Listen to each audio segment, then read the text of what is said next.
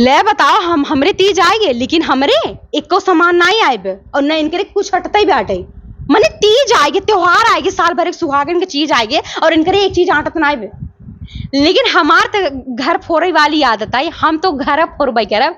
रच राम खिलावन भोग लगी फोन लगाई दी तो। हेलो, हाँ बहनी, और का हाल चाल बा? बहनी खुश रहा। नहीं नहीं, हम ये हाल चाल ले भी ने बहनी फोन के रहे और ये पूछे भी ने फोन के रहे कि आखिर तीजिए कब आए हो?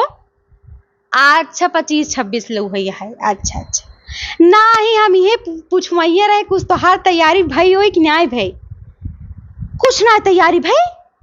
अरे बाप रे बाप। अरे बहनी हमारे एक जने हैं, हम तो बताऊ वो ना के साड़ी ले आए, धोती ले आए, सिंगार पटार के सामान ले आए, पूजा पाठ के सामान ले आए और हमरे छोटको बस कहा रहे कि देखा है कि अंगूठी ले बाटी। नहीं बहनी इस नाय करे चाहत रहा उनका। ए बताओ, साल भर एक सुहागन एक चीज आए उनका इस हाथ धोए करा? ना ना ना, बिल्कुल ना, बिल्कुल ना कोनो तैयारी भाई बाटे। और 4 कीप मेहंदी ले आ रहे हैं, कह रहे हैं तू 26 का अगर होए तीज तो तू, हम कहते तू 18 तारीख से लगाए घूमा। बहनी पतन कौन काम कह रहे किस मन से धुपाए? बहन तू किस काम कह रहे हो? नहीं नहीं नहीं, देखा अगर वो ना देवावत है तो तू उनसे कहा, उनसे तू झगड़ा कर, लड़ा, कहा कि हमका देवावत चाहे जो से नहीं। देखा बहनी जब चट मेहरारू बैठी, देखा हम आग ना लगावत ही, एक न सोचू हम आग लगावत ही। लेकिन तू बतावा, हम मुँह फोड़ के कहत ही कि जैसे तू चट मेहरारू को अगर बीच में बैठबू तो तार में इंसल्ट ना होए? इंसल्ट होने वाली बात है कि नहीं? नहीं यार, देखो तुम्हारी भी इज्जत है चट मेहरारू के बीच में, ठीक है? तो तुम उनसे कैसे भी करके वो सारी चीजें उगलवा लो और ले लो यार। चलो ठीक बहनी, हम पतन कौन काम कह रहे नहीं मन से दुपाए। अब दोनों पराने जवन पटका पटकी हो, एक देखे मजा। 18 साल से नीचे हो। हाँ। तो ये गुड़ कहाँ से मिल रहा है? ये मम्मी दे रही हैं या फिर कहाँ से आ रहा है ये बताओ। पता है, अभी मैं नाम तो बिल्कुल भी नहीं लूंगी, लेकिन हमारे गांव में एक ऐसी भी औरतें हैं, ये कंटेंट मैंने उसी से उठाया। उनके घर में किसी भी त्योहार की तैयारी हुई हो या ना हुई हो, उनके यहाँ पे कोई साड़ी रखी हो या उनके कुछ भी तैयारी नहीं हो, लेकिन वो लोगों से ऐसा बोलेंगे हमारे यहाँ आई, हमारे यहाँ आई। अरे तोरे यहाँ ना आई, तब का होती तब उनके यहाँ होती, देखा उनके यहाँ आए तू ना ले आए, तब ऐसी ऐसी बातें होती रहती हैं। अब उनकर आदत यह है कि फोन लगाए सब सीख ही हमारे ये तैयारी हुई है, और ऐसे गांव में औरतें हैं। अच्छा, ये जो कंटेंट क्रिएट होते हैं आपके, वो सब आपके माइंड के क्रिएशन है या मम्मी के माइंड के? कितने क्रिएशन, वो मतलब वो कितना सहयोग इसमें करते हैं? उसमें ना जाने ना अनजाने बहुत सारे लोग का सहयोग है। देखिए हमारे गांव की औरतें हैं, उनको क्या मालूम कि उनसे मैं क्या सीख रही हूँ, उनसे भी सीखती हूँ और मेरी मम्मी भी सिखा देती हैं, और मेरा मान लीजिए खुद का भी कुछ हल्का फुल्का टैलेंट है। हाँ। जैसे आप अगर कोई औरतें 4-5 औरतें बैठी हो तो आप क्या वहाँ सीखने की कोशिश करती हैं या क्या सीखी? पहली बार आपने क्या सीखा वहाँ से, उनके बीच सीखी? बिल्कुल, देखिए मैं क्या था, पहले मुझे औरतों के बीच में बिल्कुल भी इंटरेस्ट नहीं था बैठने में, वो क्या बातें कर रही हैं क्या नहीं कुछ समझ में नहीं आता था। लेकिन अब मुझे ना बैठना पड़ता है, क्योंकि मुझे उनके ना रिएक्शन देखने होते हैं। जैसे कि फर्स्ट रिएक्शन, हाँ ऐसे दबाए वो सब पूरी बात बतला ली, ओकरे बाद ऐसे, ओकरे बाद ऐसे, और उनके सबके बैठे की स्टाइल है, तो उनका सबके पहले वो स्टाइल देखबे, उनके बैठने का स्टाइल, उनके बोलने का स्टाइल। जैसे अरे बहनी तू अपन देखा, हम अपन देखा, जैसे ये सारी चीजें मूवमेंट, ये सारी चीजें हमारे गांव के अंदर इतना ज्यादा, हमारी हर गांव की औरतें इतना ज्यादा टैलेंटेड है, बस वो अपने टैलेंट को दिखा नहीं पा रही, वरना वो तो रातों रात वायरल हो जाए। क्या कहा जाए। पल्लवी, कितने चैनल हैं आपके सोशल मीडिया? मेरे यूट्यूब पे 4 चैनल हैं। एक पहला तो सुल्तानपुर सुपर हिट कॉमेडी, इस पे मेरी कॉमेडी वीडियोस। एक पल्लवी सुल्तानपुर चैनल है मेरा, उस पे भक्ति वीडियोस अपलोड होती हैं। एक मेरा सुल्तानपुरिया दीदीज व्लॉग है, क्योंकि लोग किसी भी की एज के रहे मुझे दीदी ही बुलाते हैं, तो इस वजह से मैंने सोचा कि अपनी ऑडियंस के हिसाब से अपने चैनल का नाम रख लिया जाए, तो मैंने सुल्तानपुरिया दीदीज व्लॉग रख लिया। उसके बाद अभी मैंने कुछ दिनों पहले मैंने पल्लवी कॉमेडी क्वीन करके एक चैनल बना लिया, तो इस वजह से मेरे 4 चैनल हो गए यूट्यूब पे। पल्लवी, आप ब्लॉग करती हैं, आप कॉमेडी करती हैं, आपने बताया कि एक भक्ति चैनल है, भक्ति चैनल पर क्या चलता है वहाँ? भक्ति चैनल पे मतलब जितनी भी मैं अपने कान्हा के साथ में कैसे रहती हूँ, उनको मैं क्या खिला पिला रही हूँ, कोई भी त्योहार आ गया, जैसे आज तीज आ गया तो मैंने माता रानी पे वीडियोस बनाए, सॉन्ग पे उस पे वीडियोस रहते हैं। अच्छा, आपने कान्हा का जिक्र किया, यानी भगवान कृष्ण से प्रेम के तमाम किस्से कहानियां सुने गए हैं, तो ऐसा भी आपके साथ भी है क्या कुछ, भगवान कृष्ण से इतना लगाव कान्हा से? अरे मैं मतलब कि आज तक मैं एक चीज ये बता दूं कि ऐसा कोई चीज नहीं होगा, ऐसा कोई वस्तु नहीं है जो मैं अपने कान्हा से मांगा और वो मुझे ना मिला हो। ऐसी कोई चीज ही नहीं है।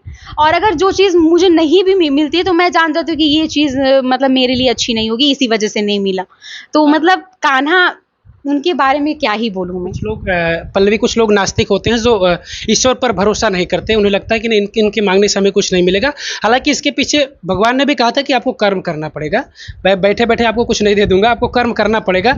लेकिन जो लोग नहीं यकीन करते उन्हें तो आप, मुझे लग रहा है कि एक विश्वास की पात्र है जो ये बता सकती है कि कैसे आप ईश्वर से मांगेंगे, कितनी श्रद्धा के साथ, कितनी आस्था के साथ। बहुत अच्छी बात है। मैं भी पहले नास्तिक ही थी, बहुत मतलब मुझे भगवान में बिल्कुल भी इंटरेस्ट नहीं था। मैं सोचती थी भगवान है, कहीं पे दिखते हैं, कोई प्रूफ है।